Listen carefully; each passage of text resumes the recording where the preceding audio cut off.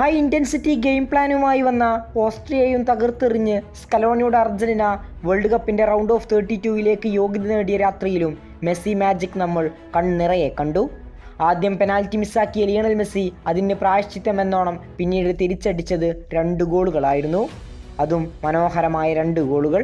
മത്സരത്തിൻ്റെ രണ്ടാം പകുതിയിൽ പ്രത്യേകിച്ച് ലിയണൽ മെസ്സിയുടെ മനോഹരമായ ഒരുപാട് മുന്നേറ്റങ്ങൾ നമ്മൾ കണ്ടിരുന്നു. മത്സരത്തിൻ്റെ 95-ാം മിനിറ്റിൽ നേടിയ ഗോൾ ലിയണൽ മെസ്സിയുടെ 100% ഹാർഡ് വർക്കിൻ്റെ ഫലമായി മാത്രം പിറന്ന ഗോൾ കൂടിയാണ്.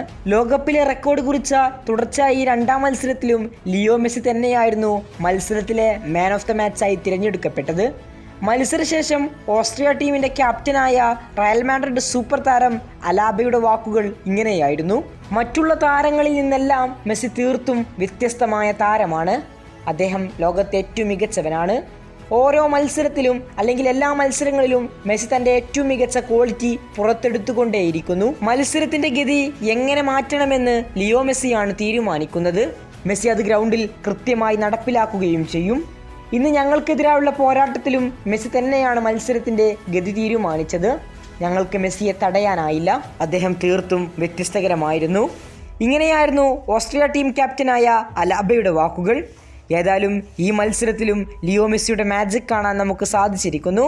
ഇനി ഗ്രൂപ്പ് റൗണ്ടിലെ അവസാന മത്സരത്തിൽ ജോർദാനാണ് അർജന്റീനയുടെ എതിരാളികൾ. കൂടുതൽ ഫുട്ബോൾ വാർത്തകൾക്കും വേൾഡ് കപ്പ് വിശേഷങ്ങൾക്കും വേണ്ടി ചാനൽ സബ്സ്ക്രൈബ് ചെയ്യുക.